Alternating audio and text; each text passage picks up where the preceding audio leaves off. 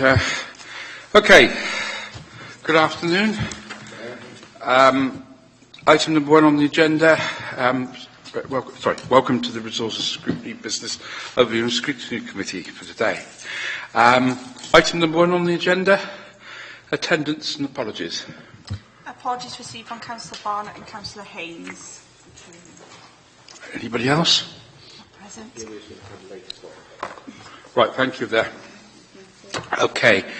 Item number 2 on the agenda, declarations of interest. Over to Linda. Thank you, Chair. There'll be the usual declaration of interest, but the indication that there's an exemption or dispensation from the Ethics and Standards Committee when you come to look at your small scheme donations. And I think that affects you, Councillor Karen, Councillor Crick and Councillor Ashley. I think you've all got some donations listed there. And obviously some of the others, if they come late, will also have to declare. And also, just to point out, should Councillor Seaborn attend, and I may not be here at that point, there is, I think he's a representative of Gwent Police, and there's again a report of a lease to the police up in Blaenavon, so there'd be a personal interest for him to declare there. I think, if members are all agreed, that's all we need to declare at this stage. Thank you very much indeed. Okay, thank you. Item number 4 on the agenda, is a bit before the main meet, is the item number 3, which is the action sheet. Thank you, Chair. As you'll see, all the actions, they have been actioned, and you have all received the responses from the recommendations from the last meeting relating to information technology.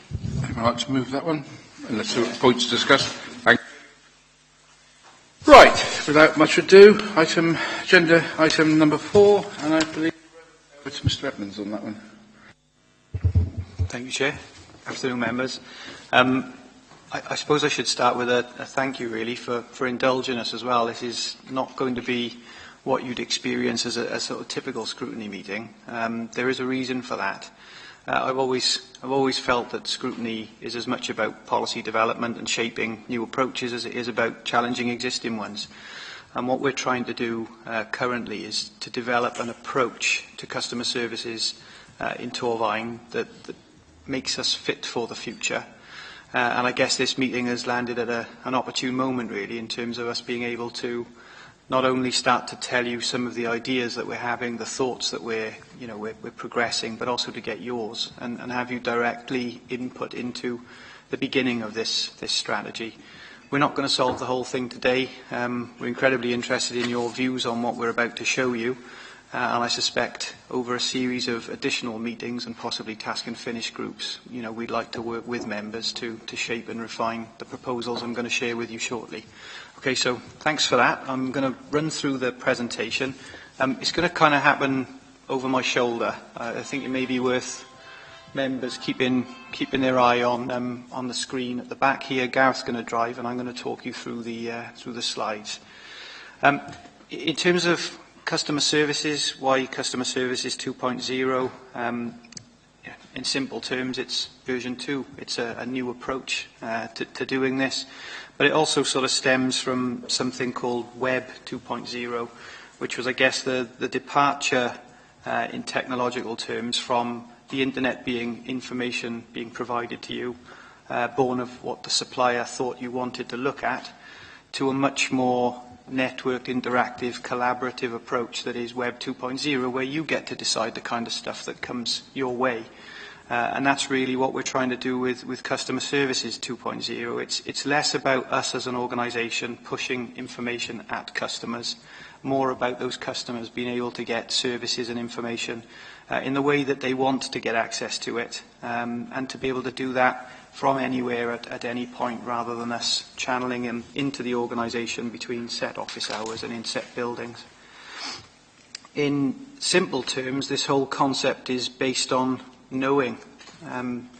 We want to know our customers and know our organisation explicitly and in ways that we don't right now. So the concepts that underpin this really are insight and intelligence. So insight about what our customers want from us, what they require, and intelligence about the organisation and how we're meeting the requirements of our customers. So, customer insight, essentially it's about understanding people, what matters to them, what triggers certain behaviour and actions, can we influence those behaviours, and really get into a place where, you know, we can almost start to predict need rather than respond to people as queries and issues arise. And some of the best examples of customer insight are all around us. You know, it's happening under our noses right now. You'll all no doubt be users of, or at least have experienced friends of yours that use loyalty cards. You know, these loyalty cards, as much as giving you discount off your shopping, they're also designed for those organisations to understand what you buy, when you buy it, your behaviours, and therefore they're able to sell more to you. Now, I know that's private sector, and of course we're not selling things, but the principles are still the same. If we can understand our customers explicitly, then we can gear up the services we provide to them so they get them when they want them, in the way they want them. And the byproduct of that is, of course, we can also cut the costs of delivering those services. Coca-Cola, this was a new one to me actually, but I suppose it makes sense. Caused a huge furore when this particular marketing and advertising campaign came out. You know, your own name on a bottle of Coke. I've seen many a scrap in the supermarket where people trying desperately to find the bottle with their names on. But what Coca-Cola did was use insight to make sure the right type of names were on the bottles in certain areas around the country. So you had more chance of finding a name that was perhaps popular in Newport and Cwmbran, rather than having a name that was perhaps popular in a city farther away. And that kind of sort of insight and experience means they sell more and they create an excitement and an enthusiasm in ways that you can't elsewhere. And similarly, Amazon. I mean, this is a classic sort of onward selling concept. You know, you buy something from Amazon. For those of you that have experienced this, they don't just leave it there. They tell you what you've bought from them, but they're also very helpfully telling you what else you might like to buy from them.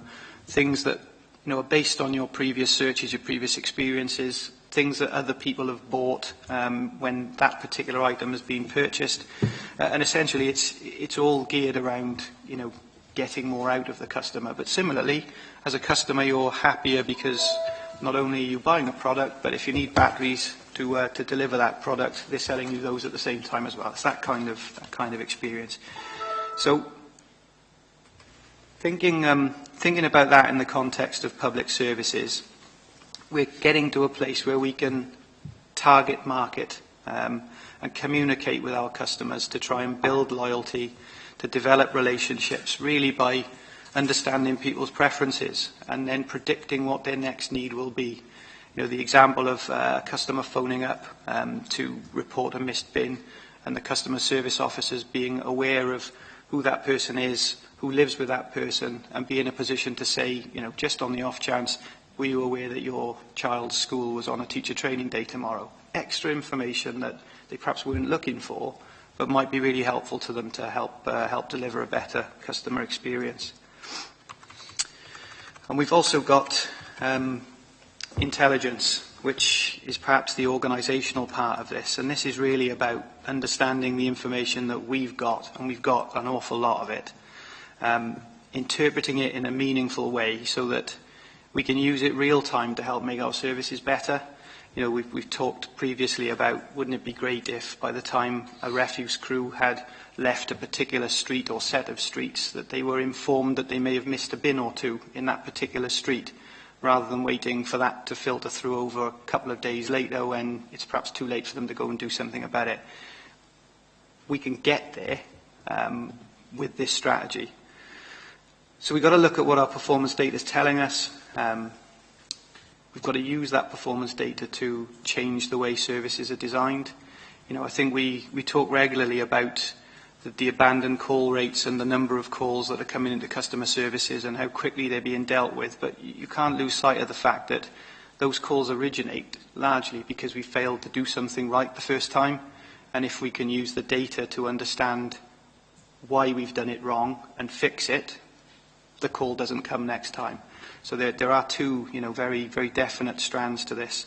And we've also got to we've got to recognise that we can't any longer assume that one size fits all. We do try and shoehorn people into accessing us in certain buildings through certain times of the day in certain ways. And actually, this is about letting everybody access us in the way that suits them best, at the time that suits them best, and from wherever they wish to notify us of something. So we're seeing channel shift as a key outcome of this, but that's ultimately an organisational benefit. What we're really striving for is happier citizens, better services, and ultimately, doing all of that at less cost than we're doing it now. So why now? I guess the ducks are lining up. Lots of stars are aligning. We're increasingly seeing people out there become more digitally aware. We're a more networked society than we've ever been. And that's driven, I think, largely over the last couple of years as a result of smartphones and tablets primarily. People can access the web and can access information and services from wherever they are. Advances in that technology mean, we can work much smarter. And colleagues that we're working with from a company called Ababus, who provide our My Council Services smartphone app, tell us that they believe up to 80% of back office processes can be automated. So huge gains potentially there in taking labour-intensive tasks out of this particular set of processes, making sure the customers get what they want when they want it. I think that the growth of the digital interaction means some of the information we used to struggle to find is now available to us at the touch of a button, and we can also meet demand for those services right around the clock. This stuff is 24/7, and added into that, of course, the dark cloud that is financial austerity. So in terms of the benefits, we think delivering new, user-focused, customer-centric, they're all sort of buzz phrases, but I guess it's cut through all of that. It's about delivering services that meet the needs of people and are delivered to people in the way they wish to receive them. They're user-friendly. We're removing duplication. There's less red tape. We're able to communicate more effectively with people, predict needs, work smarter. It just, there are so many things wrapped up in this that, we genuinely are excited about it. A couple of sort of little graphics here. It's a case of who would we rather be? Do you want to be Netflix, the online streaming service that allow you to watch whatever movie you want, wherever you want to watch it for a small fee every month? Or do you want to be Blockbusters? We've all seen the sort of more traditional approach to delivering movies and renting DVDs and the like. Those shops have disappeared from our high street. Essentially, we're trying to get into the same space. How can we deliver things to our public using much cheaper, more cost-effective, online, easier to access channels for those that can access services via those channels? And again, the flip side of this is the Woolworths versus Amazon.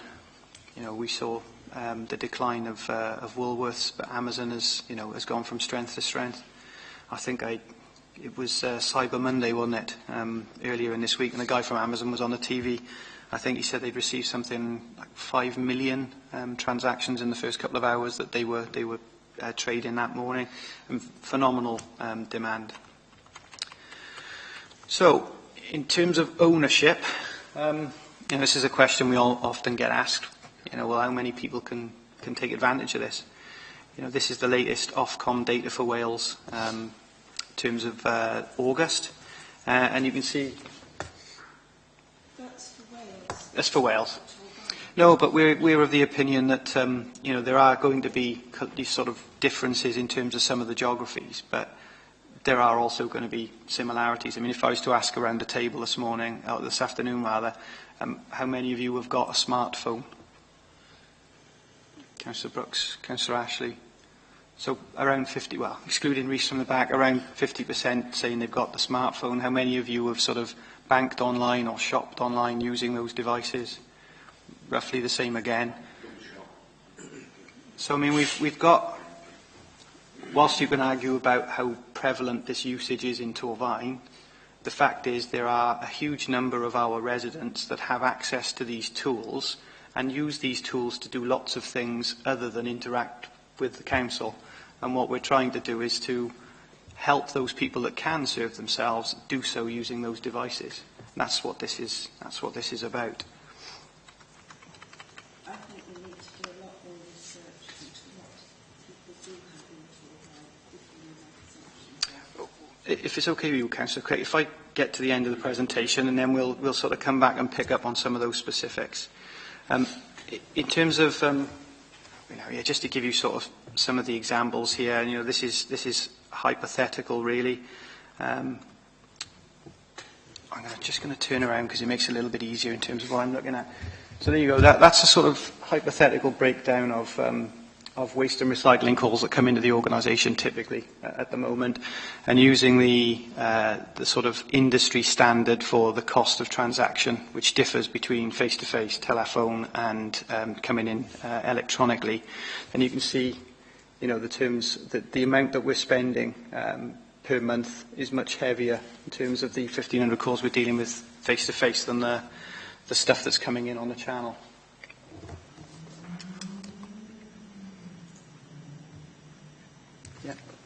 And then in terms of flipping those around, same volumes, but a significant reduction in cost.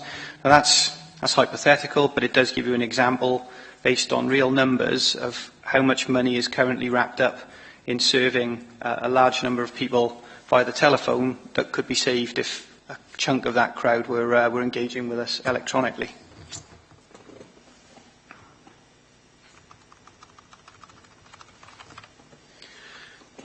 Okay, so in terms of what are people engaging with us to do, these are the calls that we received last week. And again, I think it's probably worth me just covering off a couple of points at this juncture. We talk about channel shift being the progression to more cost-effective channels for the people that can.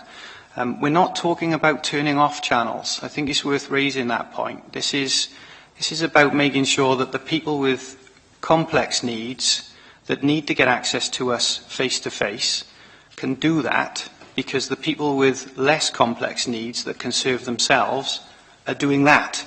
At the moment, when you look at those calls up there, best part of 1,700, just over 1,700 calls, the massive chunk of those being around adult services, children's services, clearly very difficult, issues.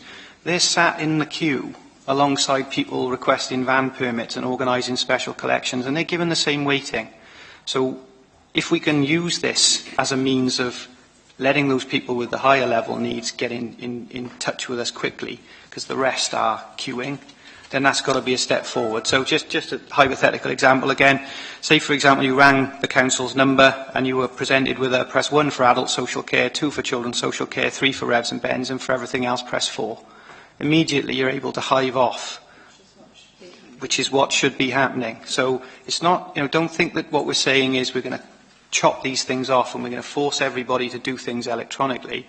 But there are clearly high volume, low levels of complexity that we can deal with in certain channels, and that provides us with a much greater amount of resource to meet the requirements of those that just can't and simply won't be able to access us in that way. So it's worth thinking about the thing in those two ways. Okay, moving on, Gav.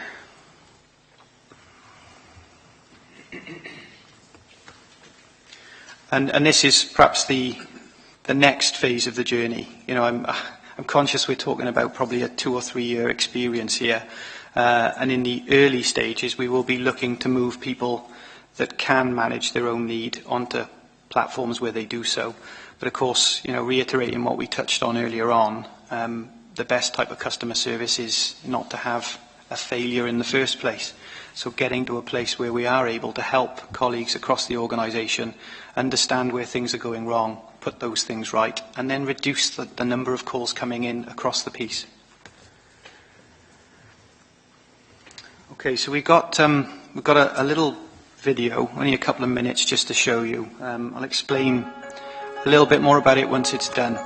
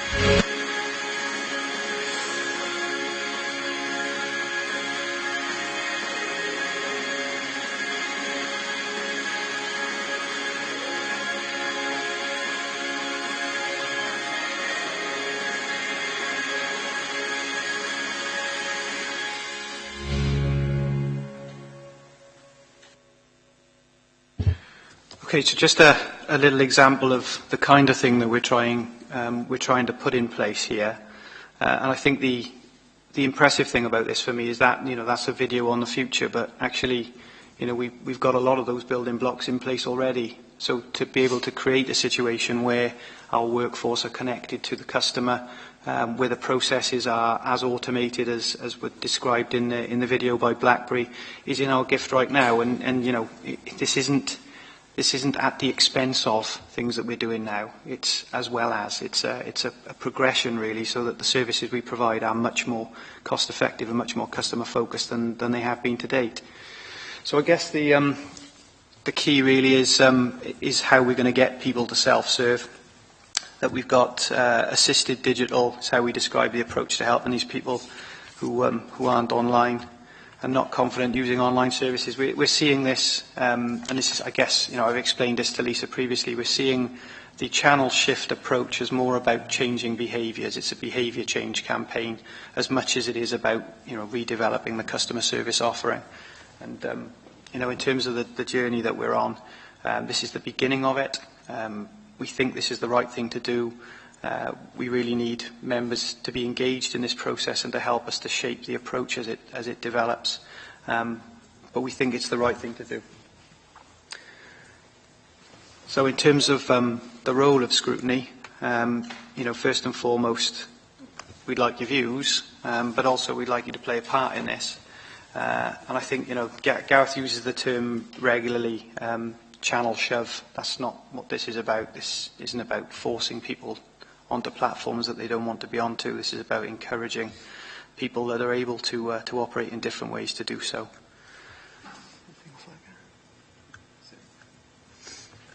And what I'm going to do now is stop speaking, give you guys an opportunity to throw some questions at us. But once we've taken your initial concerns and comments or views on what you've heard, we'd also like to try something a bit different later and just get some workshop slides worked up. Gareth's going to run that session for you. But for now, it's initial views and feedback. If that suits, and questions, by all means.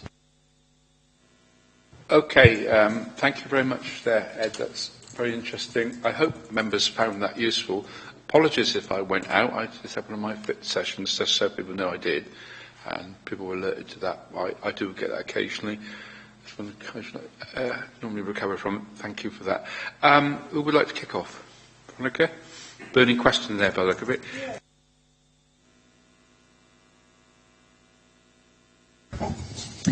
Okay, is that better? Thank you for that, Ed. I think something that struck me very forcefully with that, and thinking particularly in terms of how are people identified in Torvine who are on the internet and are using it, and using it in conjunction with responses, interaction with the Borough Council, is the use of a password, or, for example, thinking of the loyalty card, something which is easily recognisable for Torvine to know that the interaction they are having is with someone who lives in Torvine. And I don't think you've got that at the moment.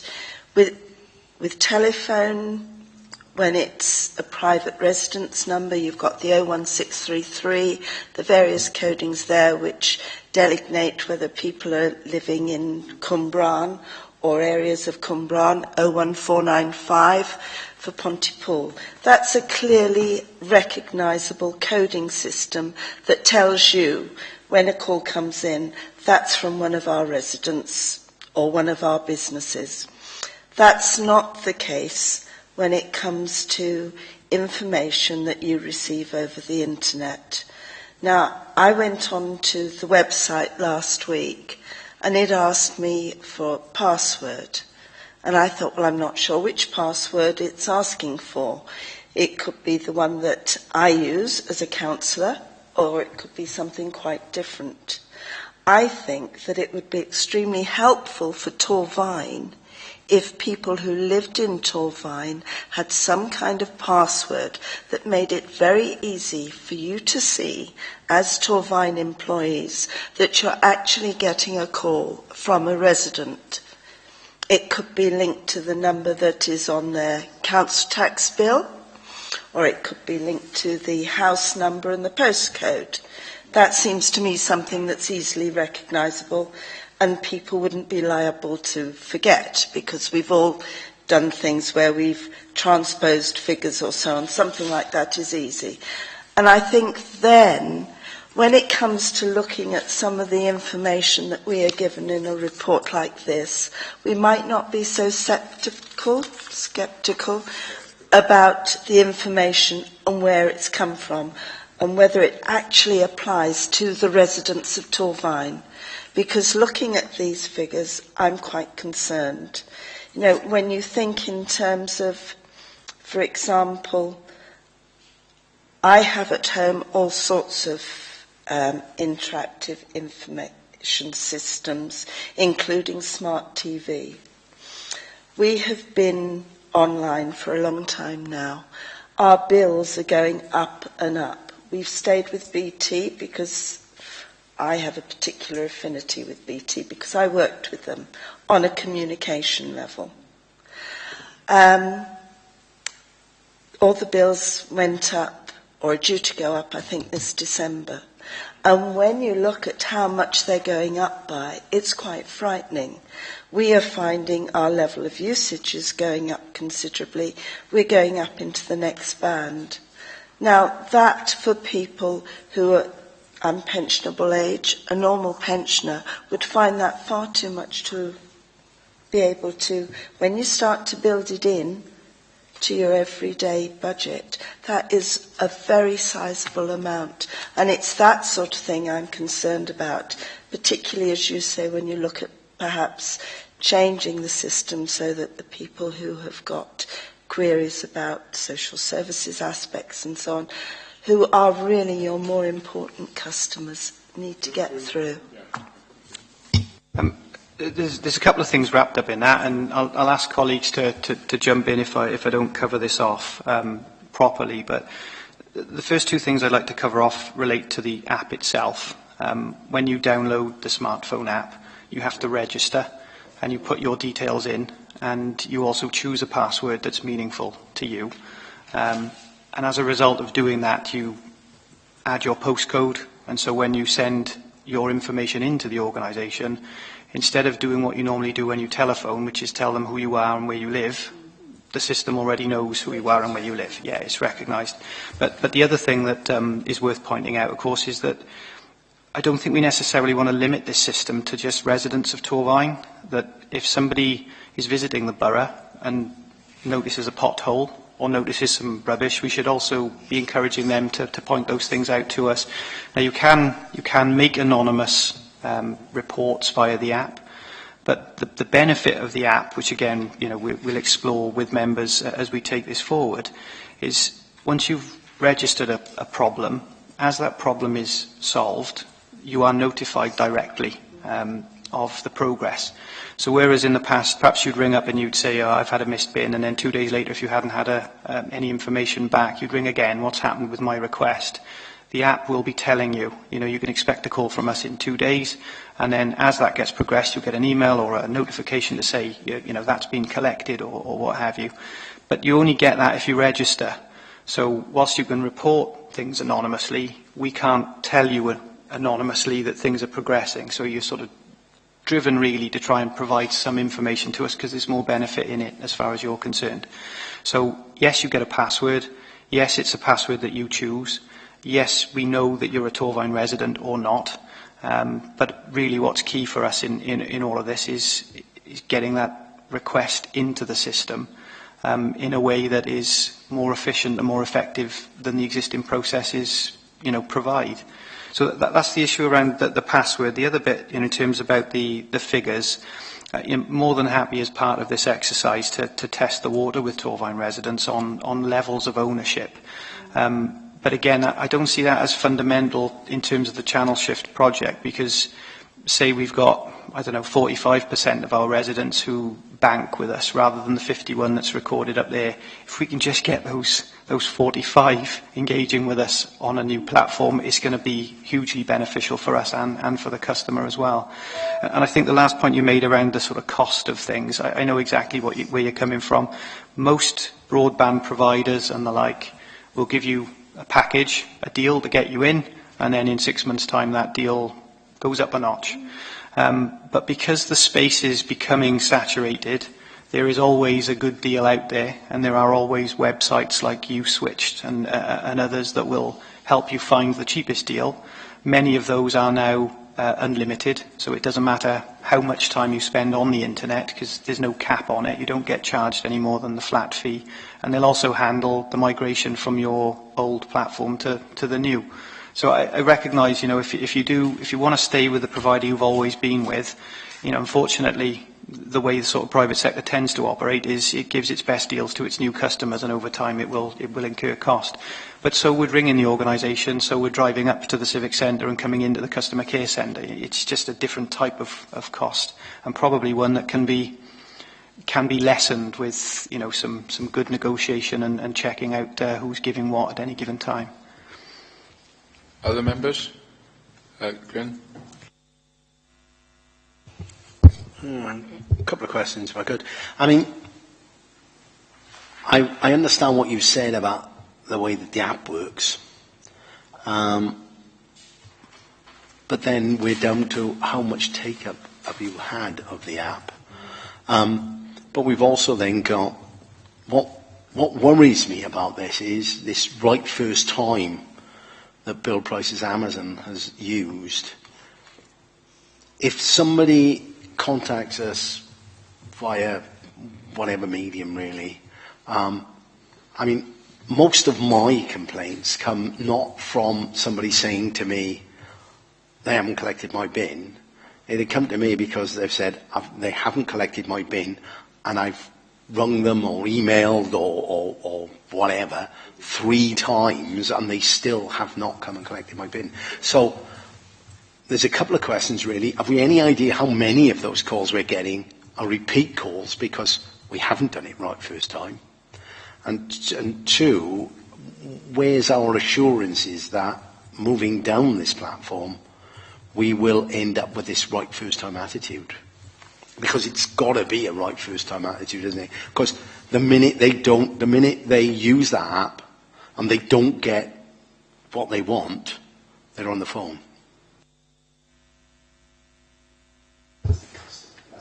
Yeah, and I think this is really about changing the relationship that we as a service have with other services within the organisation as well.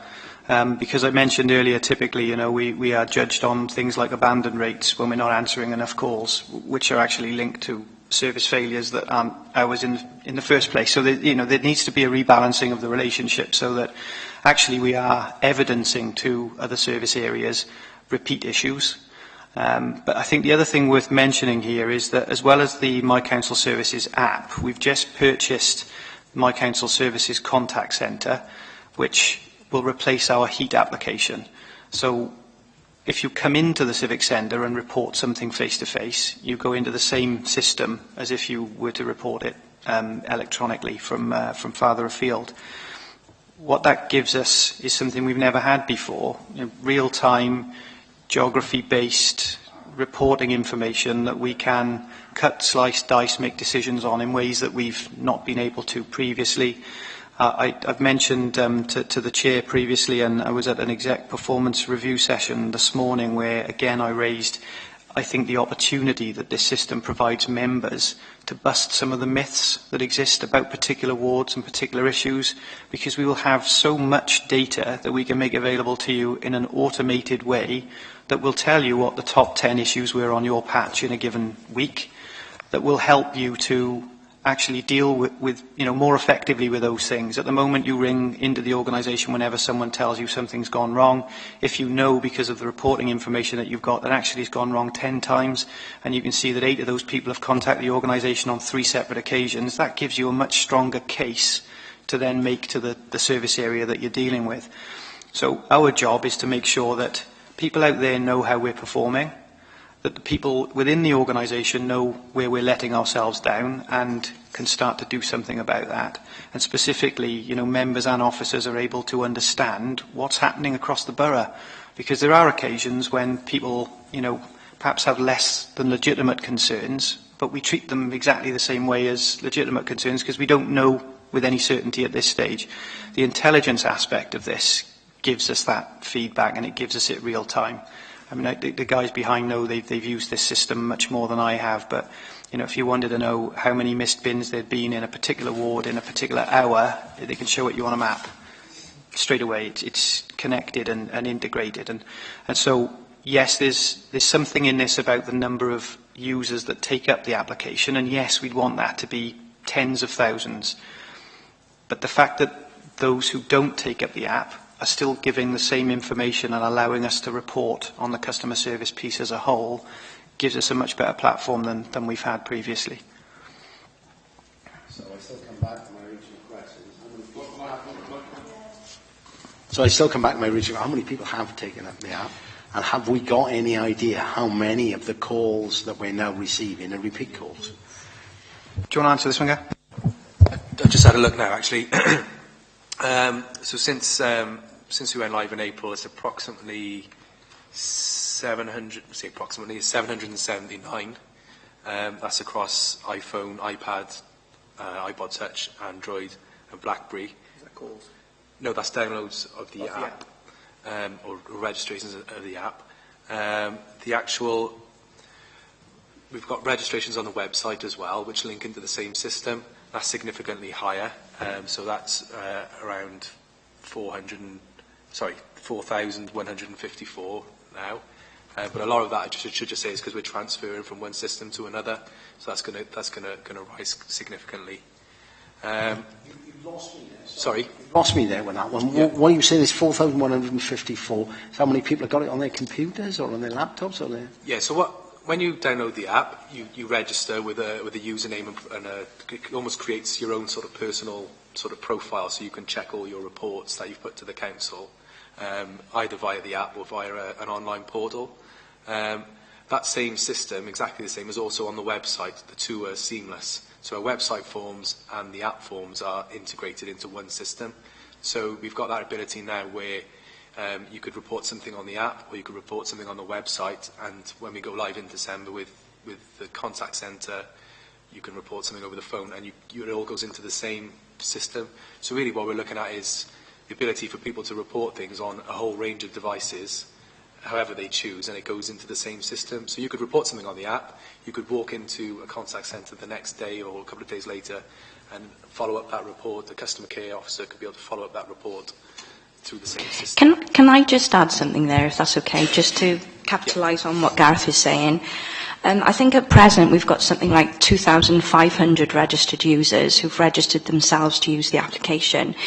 But what Gareth is saying is now that we've purchased the back-end system, which is the contact centre environment, our key drive at the moment is to set up all residents on the system. So we will see a stark increase in the number of registered users. Then what we will do in the contact centre is from day one, when we go live with the system, we will explain to the residents that they have the ability to be able to track progress of any inquiry that comes through the contact centre, whether it be face-to-face, whether it be in person, whether it be on the phone or via the mobile, by providing their email address.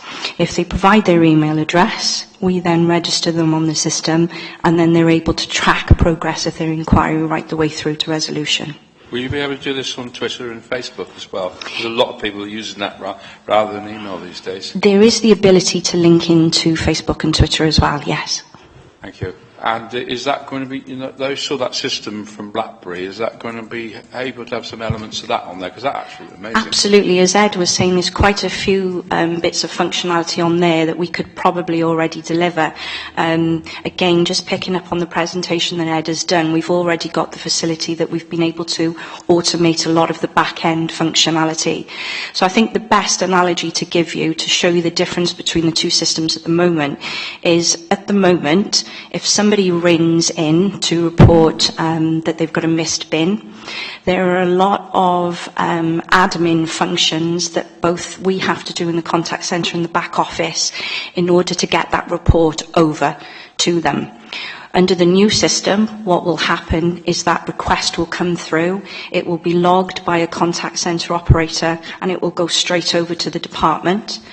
And at that stage, it will also advise the resident as to what we're doing with it and progress of it.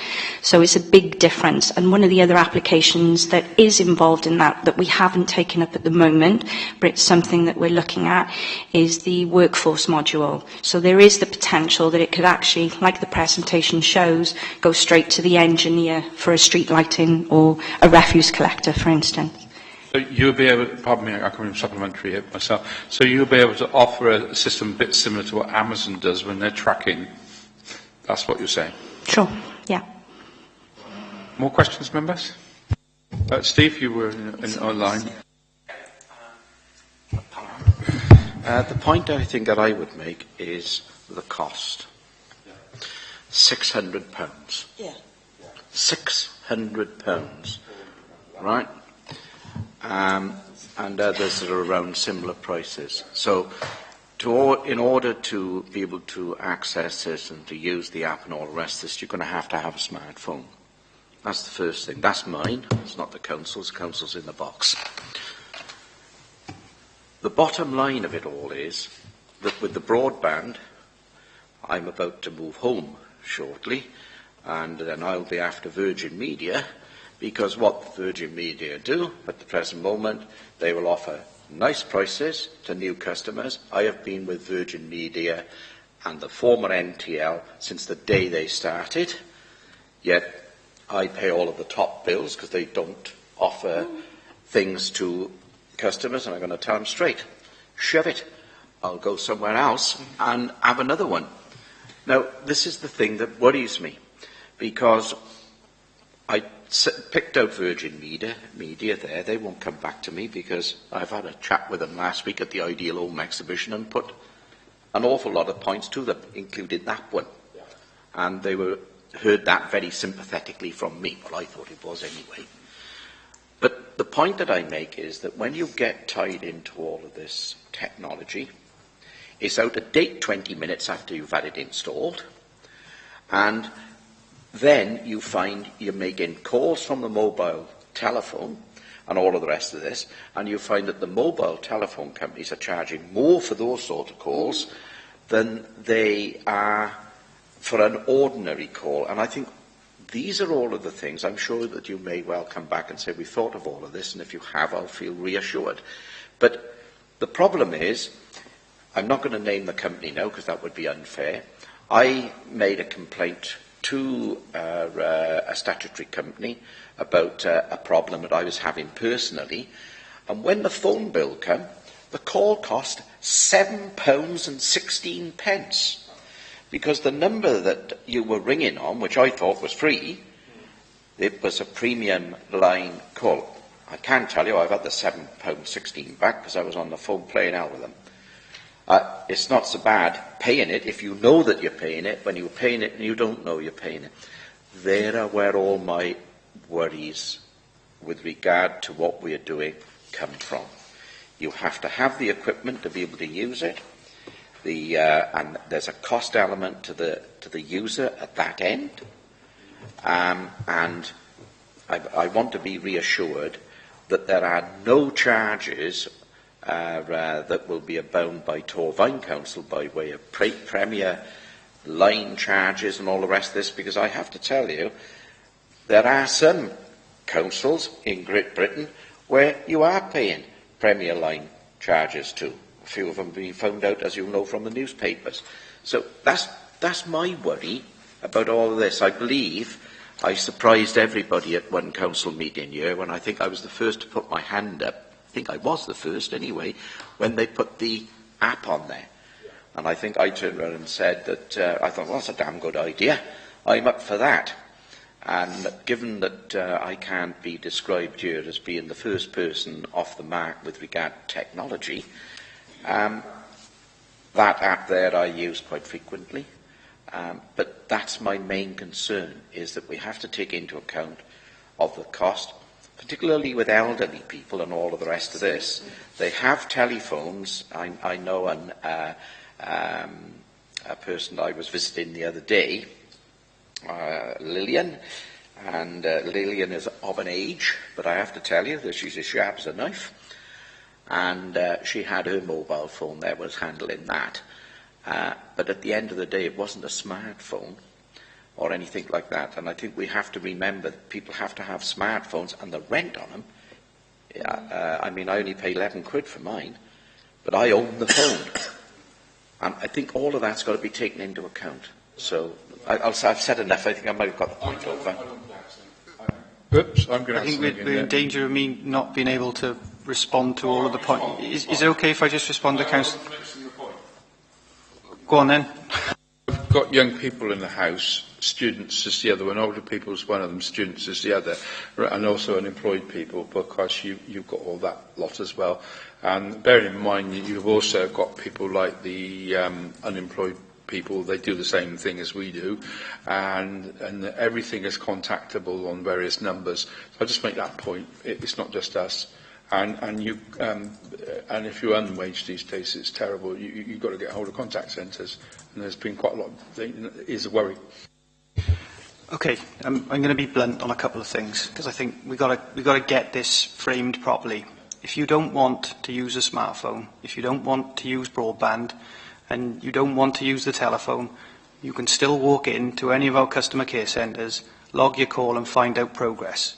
That's not getting turned off. Okay, so if you don't want to do any of this, that's entirely up to you. We're not saying you have to. We're not saying you have to incur costs. What we are saying is, where there are people that are happy to buy smartphones and have smartphones themselves and have broadband in the house and engage on the internet, because they do that anyway as a matter of course, we need to get them to understand that actually if they need to engage with us as a council, they can do that online as well.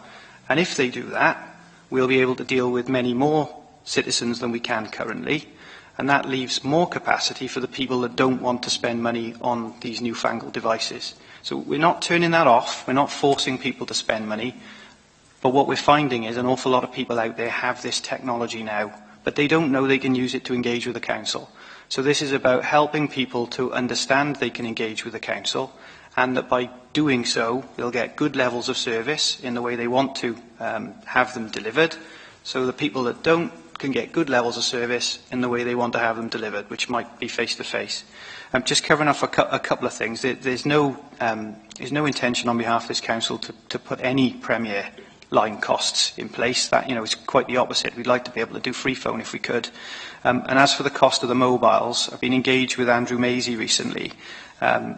Some of you will be aware that the smartphone app has now been released on the Windows devices. And the Windows phones that you see knocking around, the smartphones that you see knocking around, like the one Councillor Ashley's got there, they're actually available for 69 quid, not 600. We're not talking iPhone territory.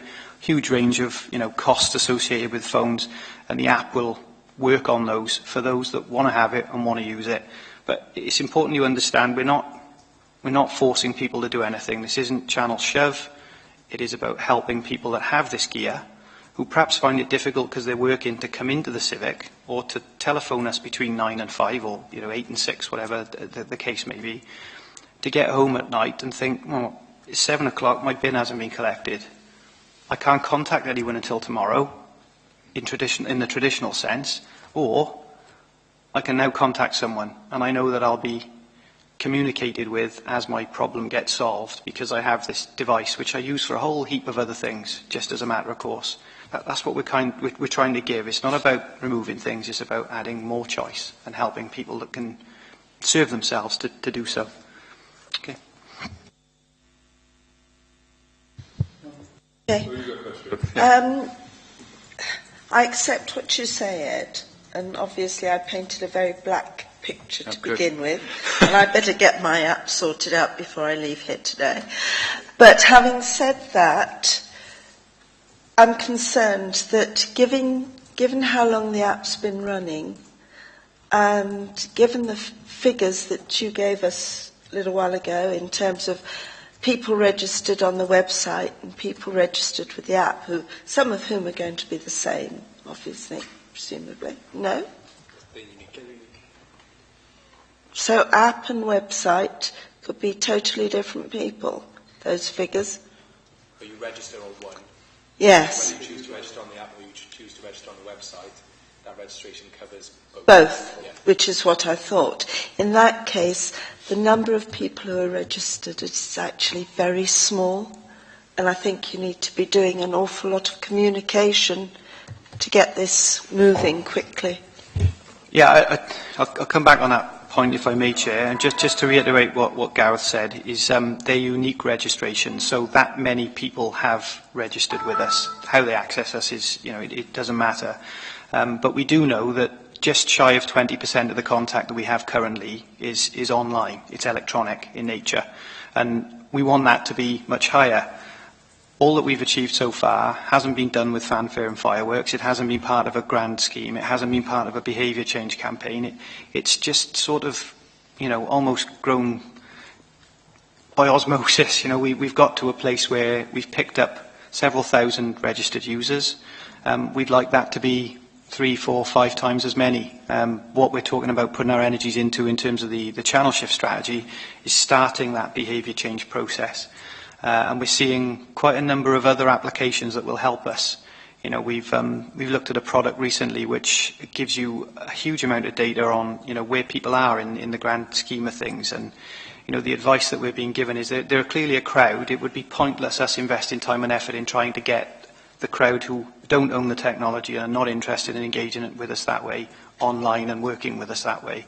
But there are probably quite a few that fit in my preference is the telephone, but I have the equipment that I could use on. Well, that's kind of where we want to focus our attentions. Tip those over, those that can, tip them over the edge in the sort of early stages.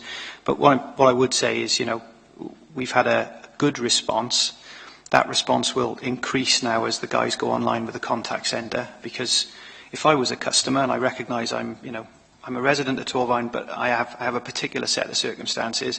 If I rang in and someone said to me, if you give me your email address, we can keep you up to date on what's happening with your inquiry, I'd be quite keen on that, so I'd give them my email address. And then I would be able to track what's going on, and I'd have an account so I could engage more readily again. We're expecting the numbers to go up after Christmas when the new system goes live.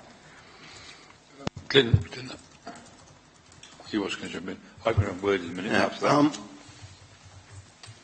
I'd like to come back on this automated back-end functions. I mean, I think that's probably the most important part of this whole thing, because it's pointless, customers being able to contact us by a million different ways if the processes themselves aren't quicker, sharper, and we're back to this right first time.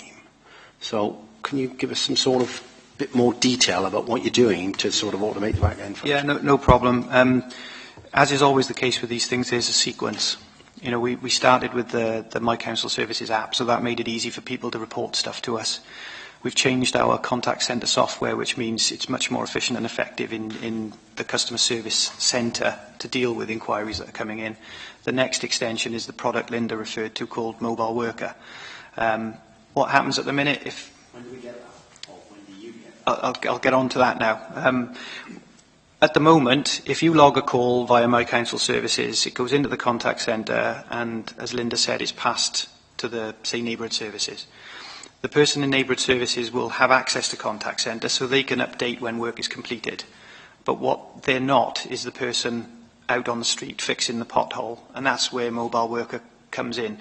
Because with that built in, essentially we can connect you as the consumer or resident with the guy fixing the pothole.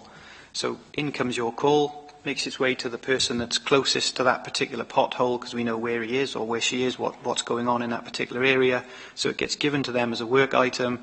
They fix it, they update the system to say that's been fixed, and back it comes to you to say that's been fixed.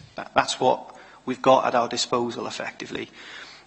But it's a sequence. So it's My Council Services, contact centre, and then Mobile Worker. And what we're looking for currently is probably 3 or 4 fairly transaction-based processes that we can try that stuff with.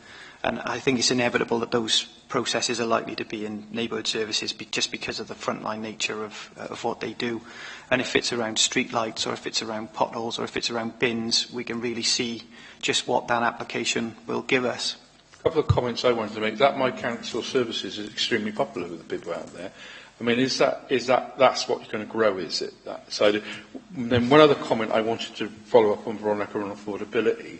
I've got young people in the house. You say about phones, you're very right. I'm making a supportive comment here, by the way. A couple of phones, I won't be doing advertising for any, but there's a couple of Androids out now, and under £100. In fact, they're under 70 now. My daughter's got one. It's a wonderful phone. And there's some packages out now which are amazing, a certain package that's well advertised. And there's a first fair trade phone out now as well, which is, the Guardian readers, is amazing. Well, I won't advertise them either. But they are affordable, and I think people are getting a handle on now, getting very affordable, usable smartphone packages out. So I've done two things at once there. I'm trying to respond, because I'm quite excited by some of this stuff. And that's from my sustainability point of view. You've got to make this sustainable. But I think there's two sides to it. I'd like to touch on. And I want to reiterate again that this is not forcing people to go out and buy stuff. But if they're going to buy it for personal use, we make them aware that they can engage with the council on it. So that's the start. Certainly, everybody under 30 is indeed. But the other thing worth just pointing out, because I didn't major on it in the presentation, was. It's not just about the app presenting customer services. We're in the process of redesigning our website so that it is responsive, it works across platform, but also it's designed for customers, not for professionals. I mean, the intention is that it provides, say you hit the home page, if there are a top 10 customer inquiries of a given day, those are the things that are hitting you straight away. As it stands at the moment, I think, if you're a professional and you want to understand what the council's corporate plan is or what's going on in committee services, it's designed to service your need. But as a customer, you're a little bit behind the 8 ball. So multi-channel, designed to try and meet as much need as we can. Clear? Yeah, I don't want to let you off the hook with this automated back-end functions yet. And I may be a bit out of date with this, but I can remember not that long ago reporting one of my constituents with a broken window. And they didn't send a glazier. They sent somebody to have a look at the window to make sure it was broken before they then sent for the glazier to measure it up. And as I said to the officers concerned at the time, if it was a engineering problem with a wall, then fair enough, a professional needs to look at it. I know a window's broken. My constituents knows a window's broken. They do not need a manager to go there to have a look at it, or a foreman or whatever, a team leader, to go there and have a look at the broken window and say, oh yeah, that window is broken. So are we getting that sort of issue solved? Well, the good news is you can take a photo of the broken window now and send it in on the app. You don't need someone to go and check it. But you raise a really valid point. We know that the real benefit in this process is around changing the back office processes so that they are efficient and effective. I suspect that will be where the most difficulty will come, because those areas are not under our gift. They're not our service areas to change. This is. But similarly, as a matter of course, people don't necessarily respond well to the idea of a system coming in that automates all the really difficult things that we do now, because that's just, my job's always been this, and that's what I want my job to continue to be. But we're in a situation where financially the organisation needs to do things differently and needs to do things efficiently. Otherwise, we'll have to stop doing things. And for me, continuing to deliver service is really what we're about.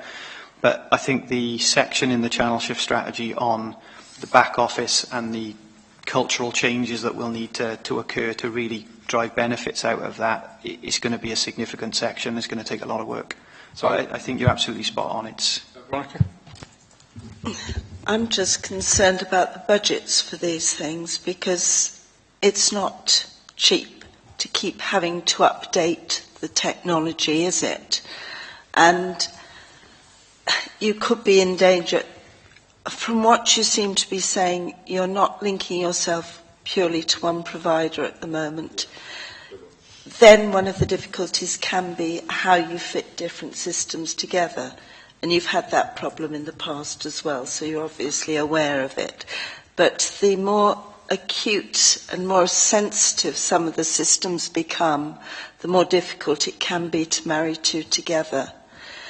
So how are you going to deal with that?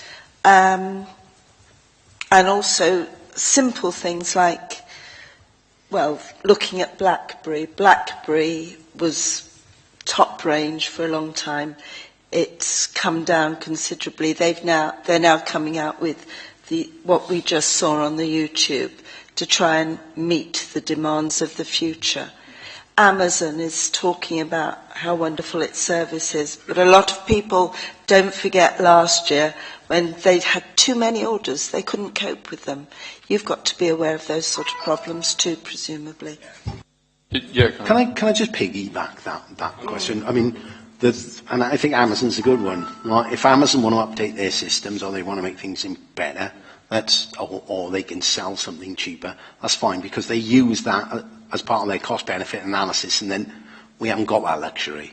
So, I suppose my question really is around this tipping point, really. Where are we trying to get to with this, with the improved services versus the cost? Veronica also put in the business about the disparate systems. I've also got local government is not just a service provider and the management system, it's also a political process. And how do you handle the political, our political ones through the system? Because obviously you've got questions coming in from the public that are ones that councillors handle, which are quite often governance problems as well as issues amongst, they're difficult ones for you. How do we get around those? They're hammering questions, some of them. We've got some of those recently, people are not happy and they're never going to be happy. How do we handle those and get them through the system? I'll try and tackle all of these. No, it's all right. Let me know if I miss any out. In terms of the sort of the system itself, effectively the only thing you need.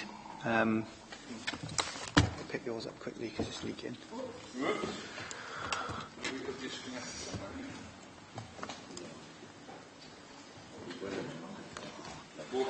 Yeah. Stick it on pause a sec, Chris. Chris, yeah, okay.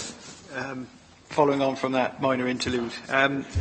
The only thing that, recognise entirely what you're saying about platforms changing, technology changing, and we need to build something that's future-proof. But at the heart of what we built is the internet, effectively.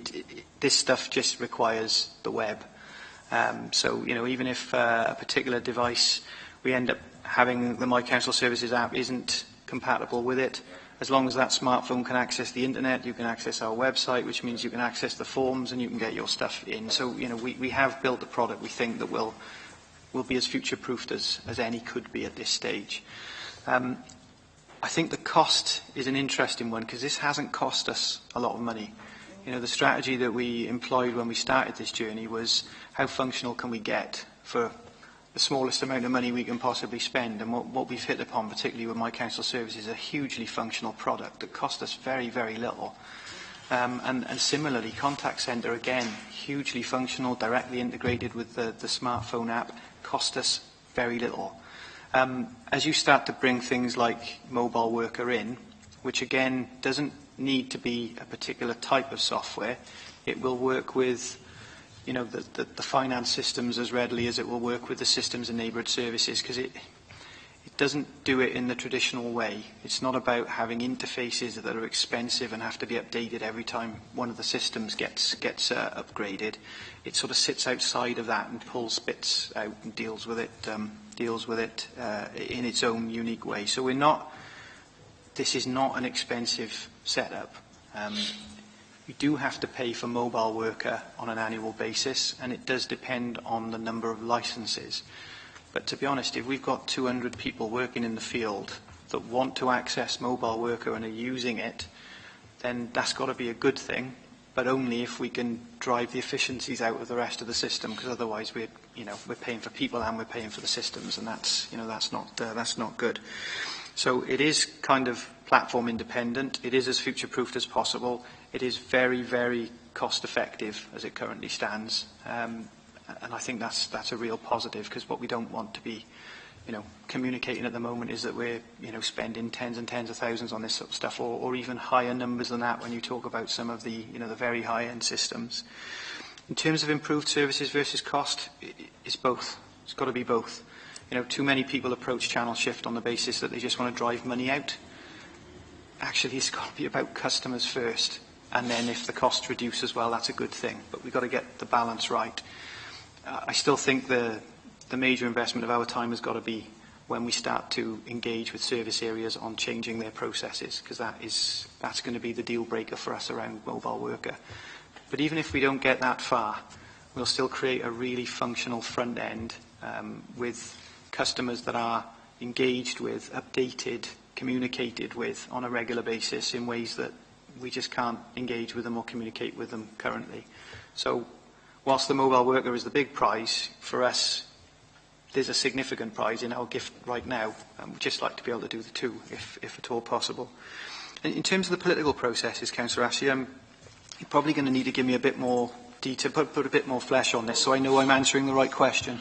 I was thinking probably of what we handled the other week when we went out and did the sort of opinionated stuff. That was an interesting exercise, but it's how we engagement, I think, is the word I'm thinking of, because that's obviously part of the process as well. You do get opinion back and how we handle it, because you must have views on that and how this system is used, because obviously you get bits about satisfaction and about how people manage things, and that's obviously part of the process as well. I reflected on just a minute on how I'll drop that question on you, because that's part of the process. We've got service delivery. We've also got the process, which obviously people go back, I'm not happy with things, it's got a satisfaction, and it's also got a small p political process, as opposed to be a big P, probably that in there as well when you come down to it. Yeah, I think one of the things that tends to frustrate people most is when they're expecting something and what they're expecting isn't delivered. Yes. Or actually they don't know if it's been delivered. It might have been, but they've got to physically intervene to find out what's happening.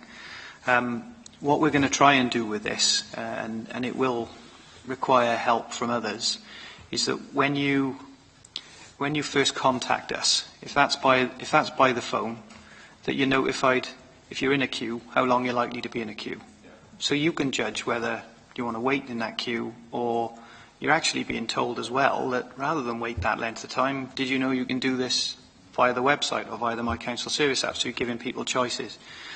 But where we do get calls logged via the smartphone app and via the web, I think as well as going back and saying, thanks very much for your inquiry, here's your inquiry number, we'll be in touch, we should be bold enough to say, because of the inquiry type, you can expect to hear from us in 3 days' time. If you haven't heard from us in 3 days' time, then please click this button and we'll provide you an automatic update. You're managing people's expectations in a way that the void of contact just it doesn't help, does it, when you chuck something in? That's what I want to hear, because I think coming from a culture where we're dealing with people to where we're actively engaging with a citizen, notice I use that word these days, as well as customer, because they're citizen customer, aren't they?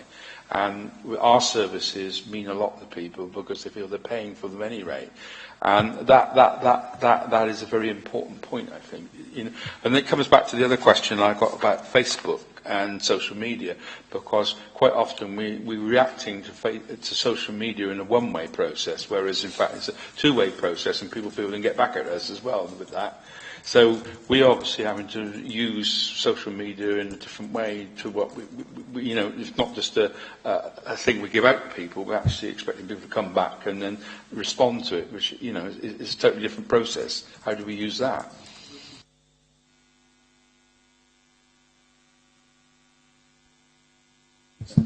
Yeah, I think particularly with the customer care as well. I think when we started using social media, which was 4 or 5 years ago, we were very much we were engaging with people, but we saw it very much as a quick and easy way to reach large volumes.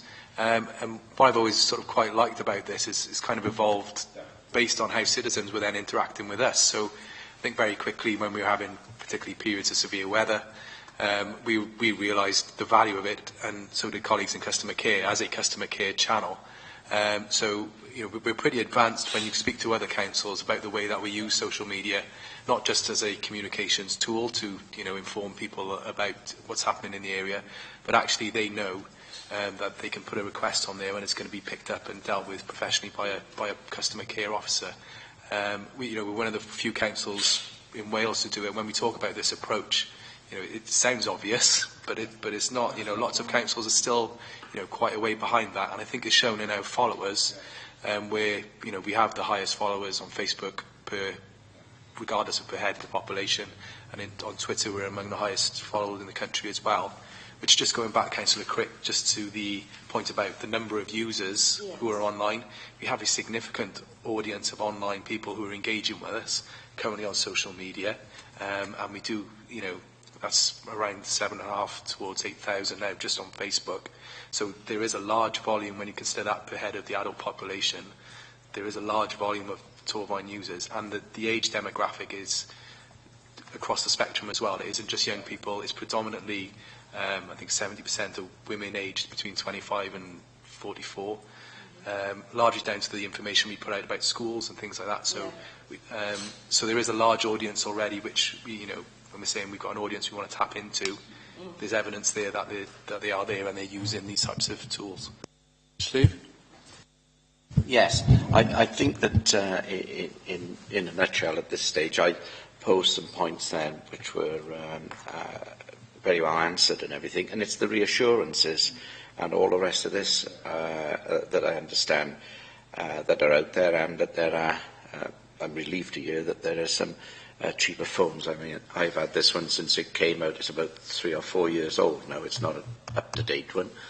But nevertheless, at the end of the day, and one of the things I just noticed, because I just tapped on the app, and because I was going to ask the question, I'm going to ask it now, but I already know the answer. Was how the app got updated, and the first thing it shot up on the front of the phone is that it's just been updated. So it seems that when I went on it, then it did it automatically. So that was one of the other things that I was going to raise.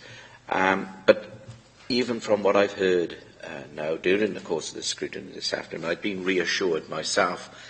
And I think that's what it's all about. Like Stuart, and I did say it at the time, I was quite excited about this because I wouldn't say that I was the sharpest knife in the drawer when it came to modern technology and everything, but I can use the apps on you. And I think that providing that we provide that of what some of the shops do and all of the rest of this it is reasonably easy to manoeuvre your way around what you want, and I think that that's what people, once they see it and get on it, they will undoubtedly make use of it. And if we can reassure them in information that we send out that this should not be costing people huge sums of money or anything like that, I think people will feel more reassured and then may come forward and start to use it. Glenn? Two questions. I think it's my last two questions, really. One is about the communication strategy, because obviously there's a lot made in here about the communication strategy. You haven't really told us what it is and when it's going to start to happen. And two, you've said to us about how much information we're going to be able to get from this. Now, I know how Tesco Club Card works, or I have a vague idea how Tesco Club Card works. They have an enormous amount of information, but they also have an enormous team looking at that information and interpreting that information. We're not going to be in that luxury, really. I mean, we're not going to be able to afford a team to look at all this. So how's your feeling about how... I mean, I understand with it at the preliminary level. What we want now is to get more and more people to use it. That's really the name of the game at this point in time. But then once we've got these people using it, how are we going to be able to use this information to the best advantage? I just answer because my role is communication, so probably best place to answer the first bit. There's two approaches really. We haven't, I suppose, we haven't done a proper what we call resource-intensive campaign around the app, really because we've been looking for it to bed in. We've had certain stages where we've pushed it and we've seen take up, but also we've been learning along the way as well. So it's been very much an iterative approach.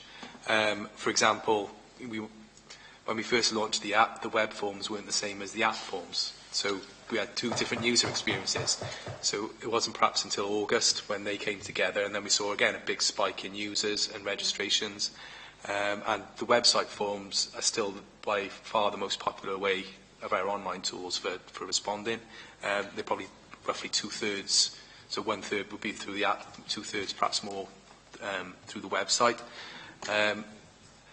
So communications-wise, I suppose there's a mixture of things which we need to do. So we need that, you know, we do put things regularly into Online Talks and on the website, but we need to push that more and make that, you know, a much more prominent campaign. Newport, who've had significant success in their channel shift strategy, you may have seen, if you've driven through Newport, they had big, you know, lamppost banners, get Torvine online. You know, that cost them tens of thousands of pounds. You know, what we've done has been on, you know, no budget or just using existing budget. So we haven't put any resource into a campaign on that level. But also, we need to, which another sort of phrase I come up with is the moments that matter. So when somebody wants to make contact with the council, regardless of the wider communication stuff, we need to make sure that when they're looking or they have an issue they want to report, that the digital service is the most prominent, is the one that they see first, is the easiest one to access. Again, going back to the Newport model, if you go onto Newport Council's website, you can find one telephone number, but you'll find the web self-service stuff is the most prominent, and that's the perhaps not the single telephone number, that's perhaps a different area. The actually obvious thing here, because the one thing I find most useful as a councillor is the thing you gave me, which is a card, and you just said it here, a Torvine card with this on. It would be very simple just to give a card out. It's such a simple, obvious thing to do. Have you thought of it?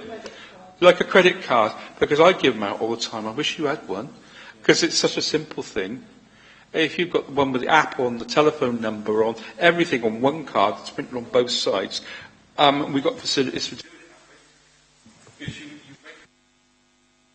I was just going to say the other sort of point of that, which does touch on that, is that this needs to be also sort of driven by staff throughout the organisation. So we can only reach so many, but it needs to be, you know, in everything the customer care guys are saying as soon as someone makes contact with them, but it also needs to be on the front line. So even our refuse staff or our street scene staff, if they're encountering people coming up to them as members, we need you as members to be, you know, buying into this and telling your constituents when they have an issue, that digital self-service. So communications is, you know, sort of big C, but little c as well. It needs to be, you know, part of the culture of the am I not right? A Torvine card with just information on. Simple card.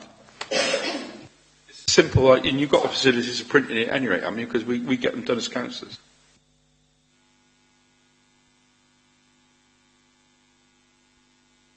Yeah, it can be part of the mix of things we do. We can consider it and put it into.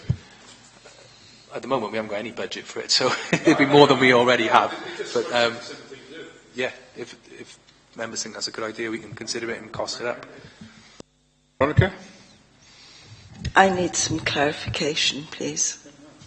Top of the page.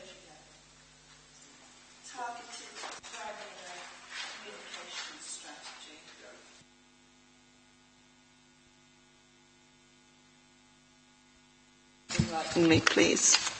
We like jargon. Yeah, sorry about that was my words. That's an awful word to put in. What we mean is going back to the stuff that was in the presentation. As much as we have the high level, you know, they sort of, you know, above the line, top line communications, the stuff that's sort of broad and far reaching is actually getting in and to individuals and targeting people at their kind of point of contact with the council. So by granular, I mean, you know, going sort of deep and personalised communications rather than. I thought we were talking about sugar. In a way, yeah. So rather getting into the grains of sugar rather than the lump. Can I just add here? I still don't know what you're going to do with the information once you start to pick it up and use it. Yeah, no, that's fine. In terms of The comment or the question that you raised, Councillor Karen, around, you know, we don't have a big team sat analysing this stuff. How can we make sense of it? We have got a team. At the moment, that team is geared up to take information from citizens, log it in a system, and do that several hundred times a day. What I want to do with the guys from customer services is change their world, so they're not capturing information several hundred times a day, but they're analysing the information that's coming in, and they're generating contact with service areas about, you know, where we may not be meeting the standards that we should be meeting. So there will be a team internally that will be digesting this kind of information, and we're also doing some work across the centre of the council to perhaps support this idea of insight and intelligence in a more structural sense than we do currently. But if we go back to the analogy of, you know, customer services 2.0, you get the stuff that you want, then it would be remiss of us to create a channel shift strategy that gave us the stuff that we wanted, but didn't give that to you, or gave you a one-size-fits-all. So I think if you think about members' roles, you know, there may be specific needs that cabinet members might have, particularly the cabinet member with responsibility for customer services, for example, that might differ from your needs as a ward councillor. What we want to get to is not creating a huge industry and serving information to members, but creating a systemised and automated way whereby you can tell it what you want and when you want it and where you want it delivered, and it's there waiting for you. So that's part of this. This is the goal. We don't want to create an industry. We don't want to create huge numbers of people who are just number crunching. But we do want to think differently about the way the guys in customer services currently go about their job. And Rhys, I noticed you put your hand up. Is it possible for Rhys to come in? If you don't want me interjecting, just to go on the back of what Ed was referring to then and an answer to Councillor Karen's question, the reporting tool on this is very straightforward to use. Whilst you've been talking, it's taken me about 30 seconds to bring a report up which shows that in the last 4 weeks we've had 6 miscollections of refuse in Trevethin, 2 in Pontypool Town Centre, 4 in New Inn, 12 in Sebastopol. It's straightforward. As long as you know which area you're looking for, it just simply tells you in this date period you've had this many miscollection reports, and that's it. What more? Do you need anything else? I suppose if you're looking at, you know, we could do the same for dog fouling or incidences of broken glass, things like that.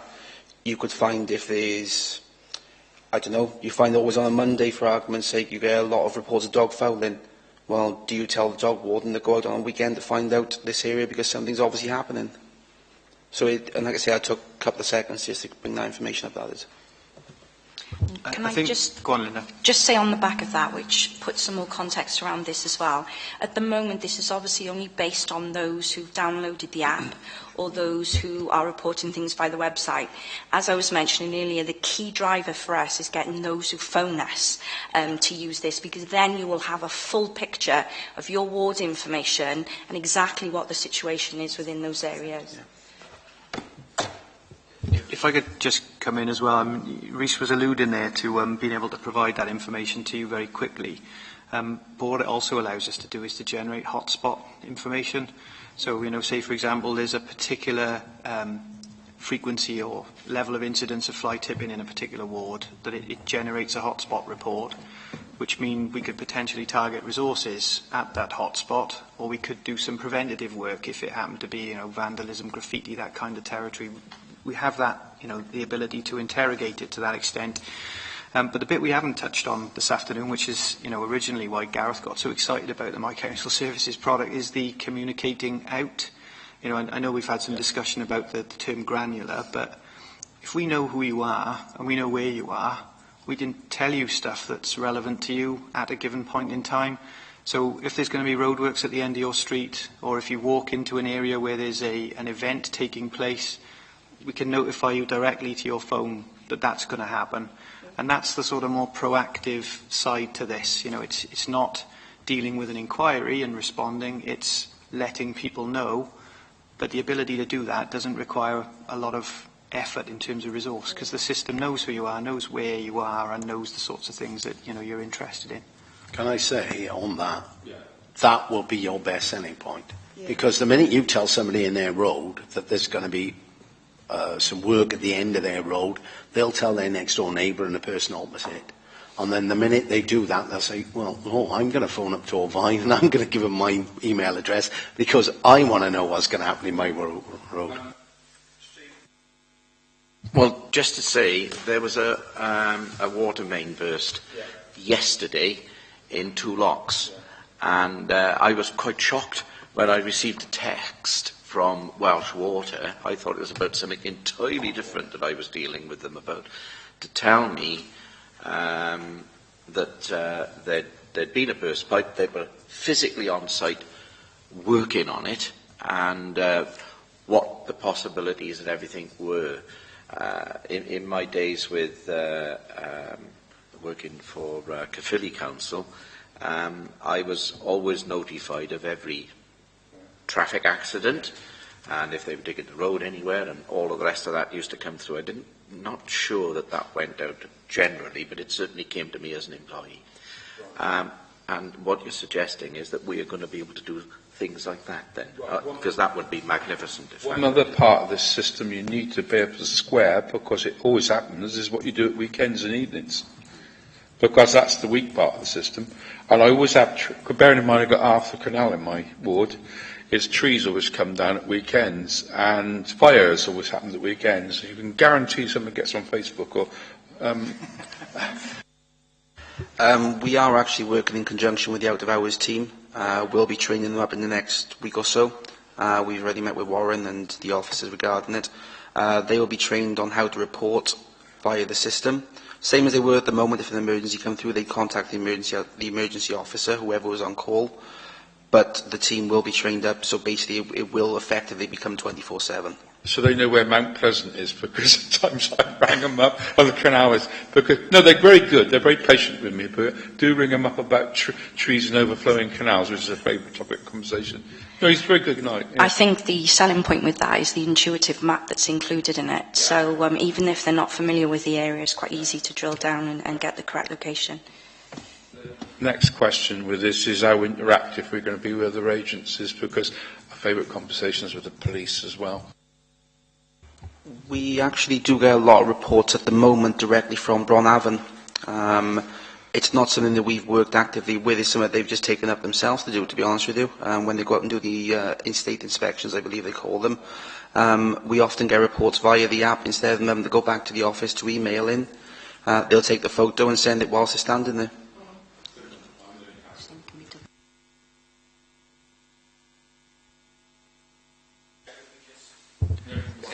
I'm just conscious that you sort of reached a seemingly natural break point in the questions. What I was hoping to do, if it's okay with members, was one of the key things we want in a channel shift strategy is the goals and aspirations. What is it you want it to do and what mustn't it do? And Gareth's been making some notes over the last sort of half an hour or so to try and just capture some of those things. Obviously, if there's stuff that comes out once we leave, we're more than happy to have your views, but I wonder whether it's worth Gareth just letting you know. Could I make a point that I actually did know on your channel shift on 5.1, and you seem to have covered most of the bits you put in 5.1. So is that where you're going there? Gareth's going to... Yeah. Gareth, you go for it. Okay. Yeah. It's only because I looked down 5.1 and you the points you had there, we'd noted those. Yeah, I agree. I was just going to say... So, just really, as Ed said, we're talking about creating a strategy, a journey, where are we now to where do we want to go to, and for really that to be shaped, certainly the high level stuff, for you to tell us what you want this strategy to achieve, what you don't want it to achieve, and I think both internally, because as Councillor Karen was saying about, how do we make sure this isn't just a front end, how it's, right throughout the organisation. So really and obviously the points you raised at the start about what we don't want to happen for citizens who may not have access to this. So some of the points you've got down, and I don't know whether you want to jot them down on the flipboard or if I just mention them and we bring them back. I've got some pens. Yeah.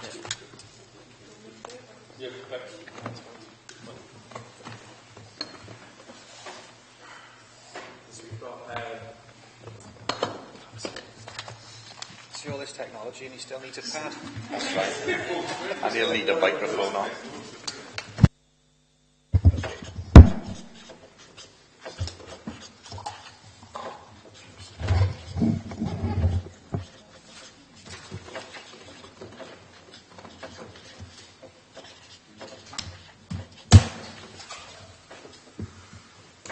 So I think just to give us some kind of framework really to work with is what must this strategy achieve and what must it not do?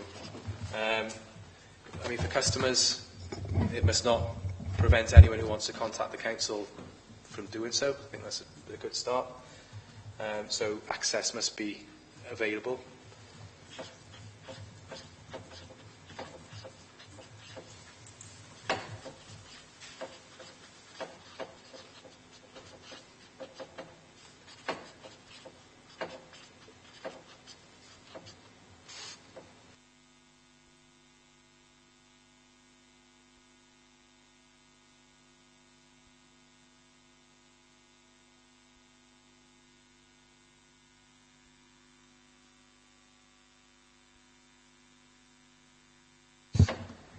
Any other sort of key points? This is thinking of particularly what we want to achieve for the organisation.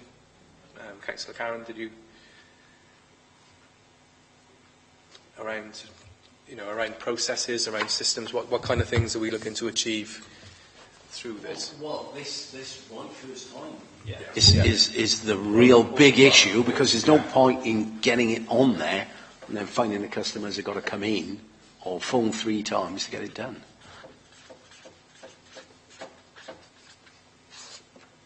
It's appropriateness to deliver it, because not everybody's going to have smartphones.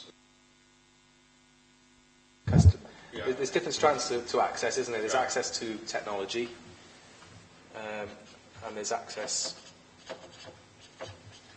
which is, like you said, can be an affordability issue. Yeah, well, that's what Steve was mentioning earlier. And then there's those who want to sort of choose not to, or are unable to, or prefer to use a telephone. Imagine this 40 years ago, and everybody's saying, well, not everybody's got a telephone. Yeah. What you were also saying about different a variety of ways to do it, not just one.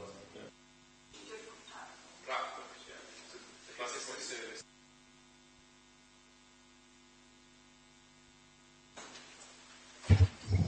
And I think the integration of those platforms. You could have my card idea, No, I just thought about it. No, it's a good shout. They're amazing. It's amazing how having something you can put in your wallet, just people carry you can have that one. So the communications campaign. Yeah. Get Elvis to push them out as well. Is there something as well about pace? Because ultimately we want to make it quicker for everybody to access this, don't we? Yeah. Regardless of channel, quicker for everybody. Quicker service. Quicker service, quicker access, quicker service. Yeah. We can put these up as recommendations. Well, I suspect, when we leave the room, you'll have a load of other stuff to weave in as well. But okay, they're kind of self-explanatory. They're going to flip over now, I suppose. But what are the key things we want to avoid? Pitfalls that you see from doing this, from this approach? Well, it's a bit like turning that right first time on its head, isn't it? Yeah. So So what we don't want is customers having to ring us, having already contacted us by this system. Mm-hmm. So, if you use the app and you don't get it done, they don't use the app again. They just ring up or they come in. So we really got to, we have got to get that right first. So we don't really want a high level of failure.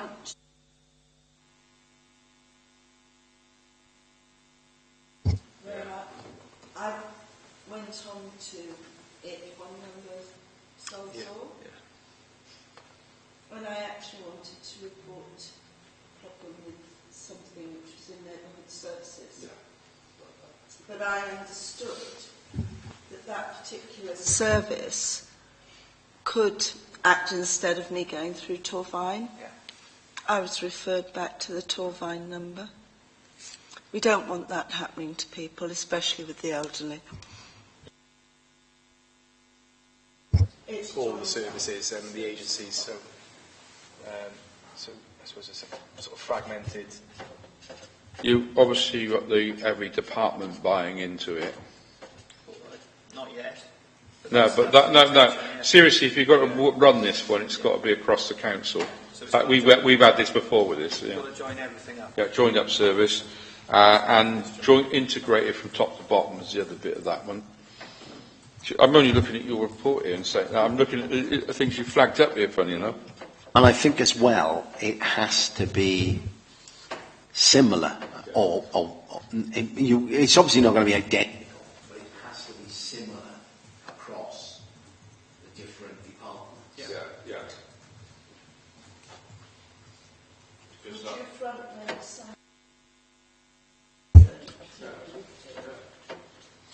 Yeah, I think that we talk about social care, for example.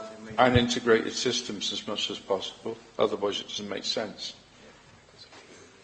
This is good on the one hand. We seem to be coming up with a lot more what it must do rather than what it mustn't do. Well, yeah, it's quite. It's got to be positive. It has, yeah. Negatives yeah, don't work. Yeah. And if you can get it to work with partner organisations the same way, it makes a lot more sense. Get a buy-in. I tell you what we mustn't do is sell this information on to somebody else. No. So it must be secure, mustn't sell on. And we've also got to bear in mind that there will be changes within local government and how we're going to work with partners. Yeah. And I think it's got to run on KISS principles, but don't make it too complicated. Because we can't understand it internally and they can't understand it externally. Keep it really simple. Hence, there's things like the car. I think the ease of use is absolutely key. I mean, we've all used online services that are clunky, difficult, don't excite you, don't encourage, and then we've used some that are just literally perfect sense, job done. And Councillor Clark referred to me an incident he was involved in yesterday where he got sent a notification from a company that was delivering to him, and they said your delivery is scheduled between 3:13 and 3:18 tomorrow afternoon, and click here to find the. So they give him a 5-minute slot, and they give him access to a map that GPS tracked his van driver, so you can see the van driver making his way to his. I mean, that to me that is the kind of service that you'd buy, rather than it could be between 8 and 6 sometime this week, which is exactly where we don't want to be. So definitely ease of use. That's the major one for us. Look, if Steve Brooks and I can handle it, it's simple, isn't it? It's Steve and I was about to say that. This is why they could use this to test. Gareth told me if I could use it. We can't fuck it. That's it's simple. No, between us. I mean, I love fucking around with computers. He doesn't. Yeah. Between us. I think that's good. Is there anything else? Because that's enough for us to get started with. But what? Yeah. And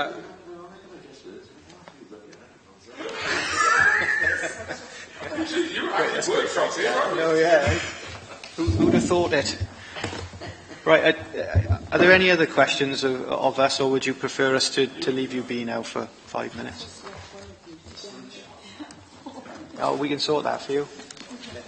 I tell you one thing, you can guarantee if you get a group of councillors, you can do KISS principle on this. Be careful where I say that. No, we do. So, thank you. That's good. Are members okay with that? You've got to go, have you, Councillor Cameron? No, yeah. Okay.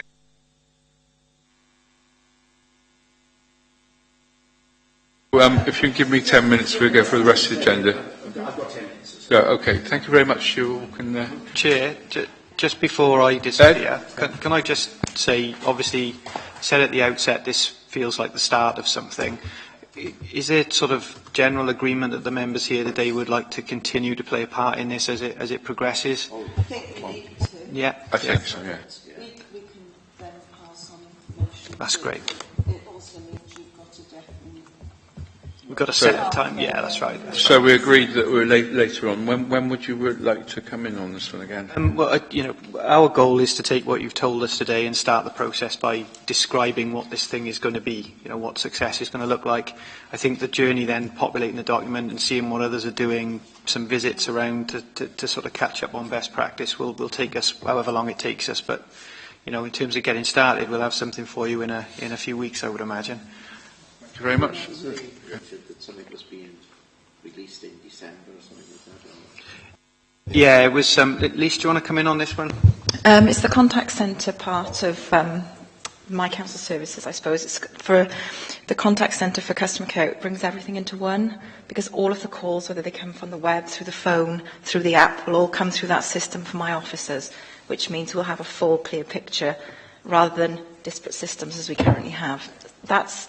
The officers are being trained next week, and that will be going live now in the next couple of weeks before Christmas. Chair, last thing I will say, I promise. I wonder whether, as the new system kicks in, whether members would like to have a look at it and the back end of it, just to see what it'll provide. Yeah, we can arrange that. Yeah. Okay. Thank you. Well, thank you very much, and thank you. That's quite instructive one. Thank you.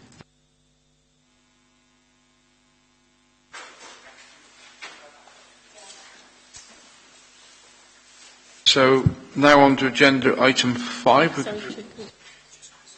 Okay, Rebecca's got a few more recommendations here.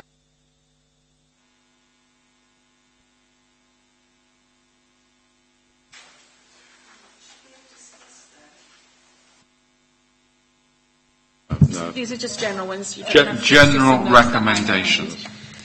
Obviously, Gareth has noted all the things that you want to feed into the strategy. There was just a couple more notes. We've got a few general recommendations. I didn't know whether you wanted to pursue. Obviously, Ed mentioned about doing research and visits before the strategy is finalised. I don't know if you want that to include, Councillor Crick, you raised the issue of research about the amount of digital access residents of Torbank specifically have. So what we do is we make Gareth and Ed's recommendations one that we could do as a continuation, specific continuation. Then we have this little lot as something else that can go to the executive member, right? Again, about the advertising and the communication about the app. Some more work to be done about promoting that.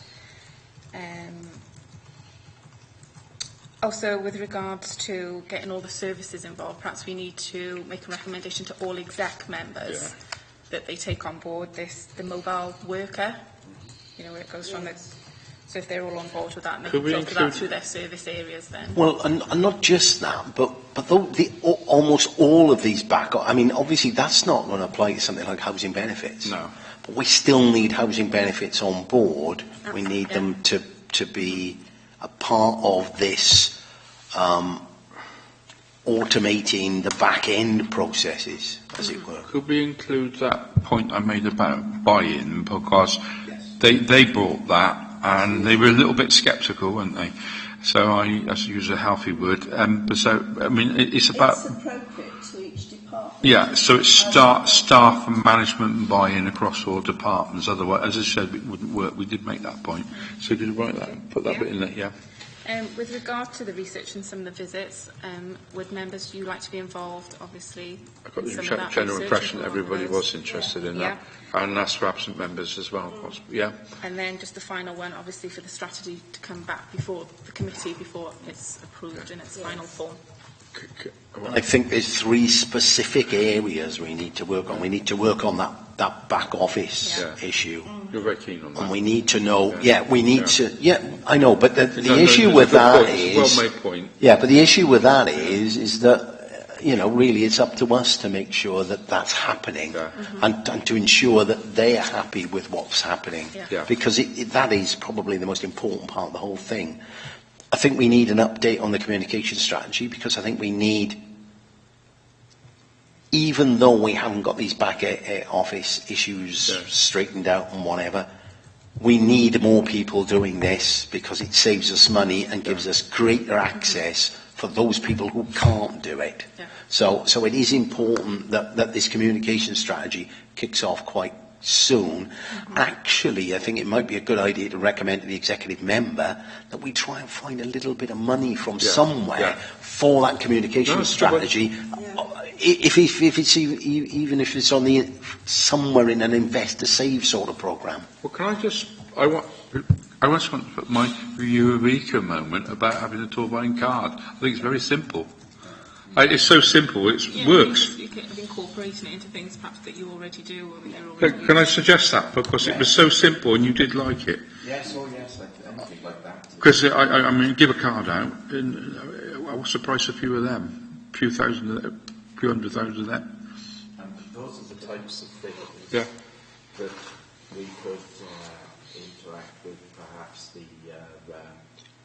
big supermarkets and all of the rest of that, but they could hand them out at the tills for us. So that would stick them in one of those things at the back. Can you put that one down? The Torbine card. It doesn't have to be a smart card. It's just a simple piece of card with the digital thing and the phone number. It's so simple. I'm surprised they hadn't even thought of it.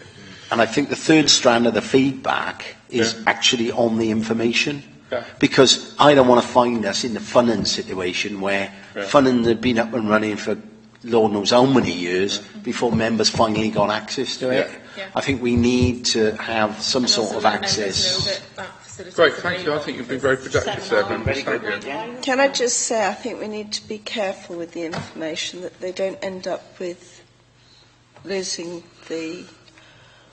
seeing the wood from the trees, because there's so much information that could be available. So there's information overload that they've got to be very careful of. I was going to suggest that. I mean, I used to be, when I worked for Lloyds Bank, I used to be an account opener, and we used to ask people everything except their shoe size. And we just asked it because we could. And then we had huge amounts of information we didn't really need. And I think it's important that we do keep that sensible. Under item 5, I can get through this fairly quickly, which is minutes of last meeting. I go through page 13, page 14, page 15, page 16, page 17, and page 18. Anybody got any? Would like to agree those? Yes. Yeah. Anybody got any items to raise on page 13, page 14, page 15? Page 16, page 17 and page 18. Anything grabs your eyes? Oh, great. Somebody, you've moved them already, so we'll go on to the next item. Agenda item number 6, summary of executives' decisions. As I'm sure you have read this. That's page... Thank you. Okay. Leave the exempt to last. If you just go to the date of the next meeting now, then we can end the webcast before the exempt starts. No, I've got the actual other bit on there, haven't we, which is 25th of February. Okay. Have we got another bit? I thought there was another bit on there. Can I just... Sorry, Date of the next meeting. Date of the next meeting. 25th of Feb is, with members' consent, we're proposing that you may take procurement at the next meeting. Procurement? Your favourite subject. Thank you. Are you okay with that, everybody? Yeah? Okay. End the webcast. End the webcast.